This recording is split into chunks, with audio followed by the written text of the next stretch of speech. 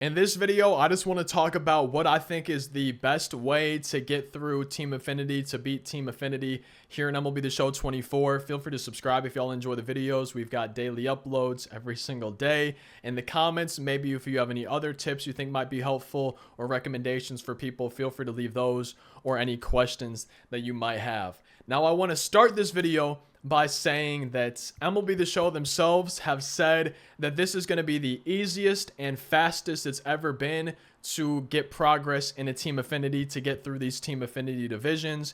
And I would recommend maybe just starting with the moments. It can be a nice way to get some progress. There's only hitting moments this year. There's no pitching moments. So it might just be nice to knock out all the moments that a division has. That's personally what I'm doing. And that's kind of how this video today is going to be, is what I'm doing to get through each of these Team Affinity divisions. So what I'm doing first is knocking out all the moments for every division. I'm not going to go into the divisions like this to get the moments done. The way that I always do my moments is I actually go to the main menu and then I scroll down to moments right here. And then I just go to the Team Affinity tab and I kind of go in order. And you'll notice there's less moments than usual. You'll notice we only have hitting moments for this year. But my first step for Team Affinity is going to be just earning some progress by getting all of those moments done.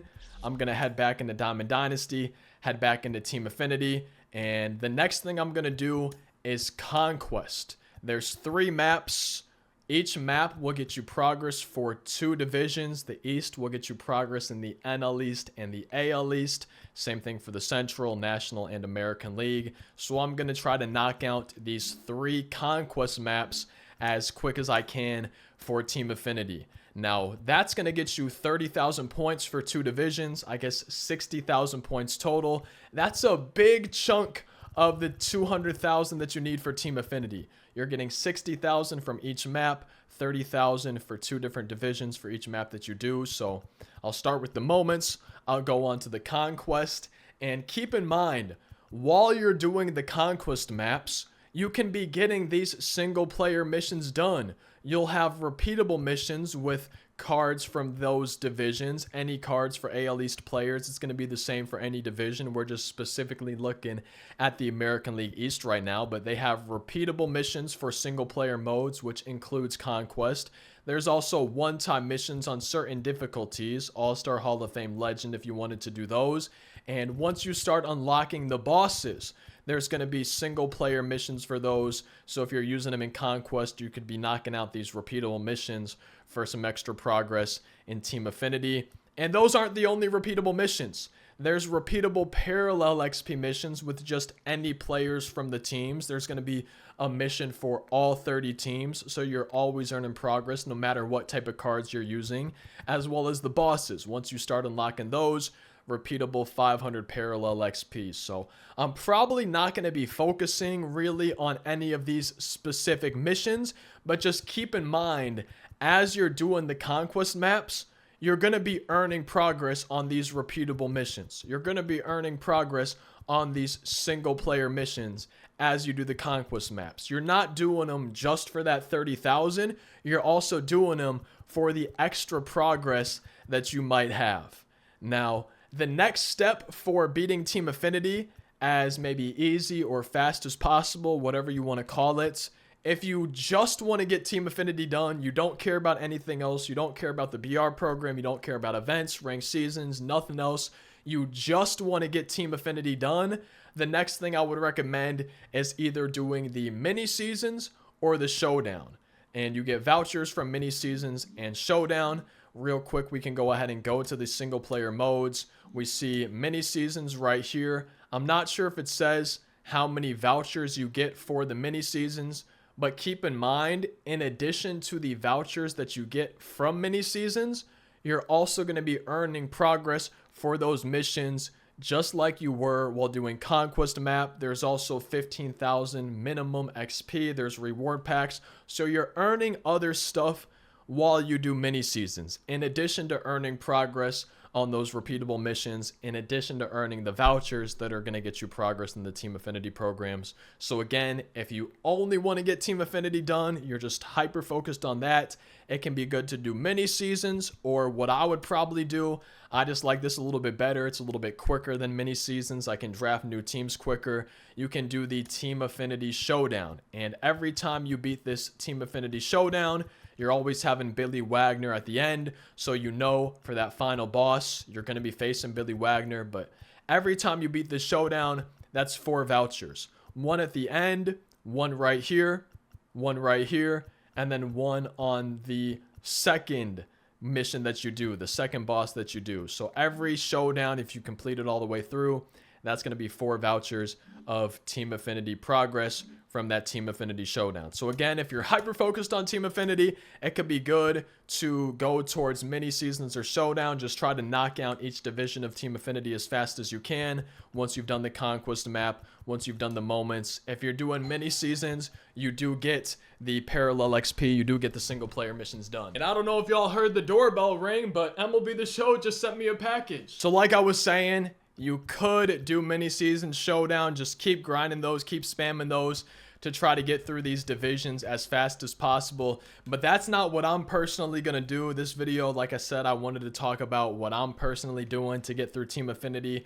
I'm going to start playing after I've done the conquest maps, after I've gotten those done. I'm going to start grinding out what they have online. I'm a completionist when it comes to Diamond Dynasty. I like to try to get every card, get through everything as much as I possibly can. So I'm probably going to then, once I finish the conquest maps, I'm probably going to move on to the events. And I'm going to try to work my way towards at least 20 wins and this Anthony Rendon, try to get the progress in there. And by getting to 20 wins, you're going to be earning progress in Team Affinity because there's so many different missions for you to earn progress for. There's the repeatable parallel XP missions. You could start using the bosses if you have them unlocked. There's the innings pitched mission for online modes. Events is included in there. There's also ranked co-op if you want to play that. There's going to be the repeatable hits, homers, strikeouts, things like that. There's going to be the single player stat missions, or I should say the one-time stat missions.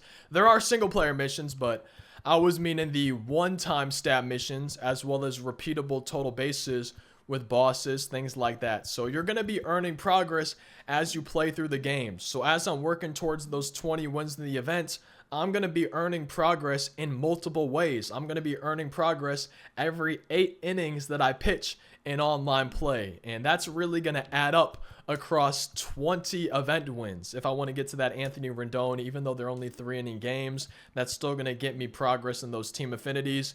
And hopefully once I finish the event, once I've gotten to 20 wins in here, I definitely won't be done with Team Affinity. I won't be done grinding, so my next step is going to be going towards Battle Royale, and I'm going to be trying to get progress in this program. I'm going to be trying to get to at least 100 points, getting that non-sellable flawless reward. And it's the same thing while you're playing BR. These are 3-inning games.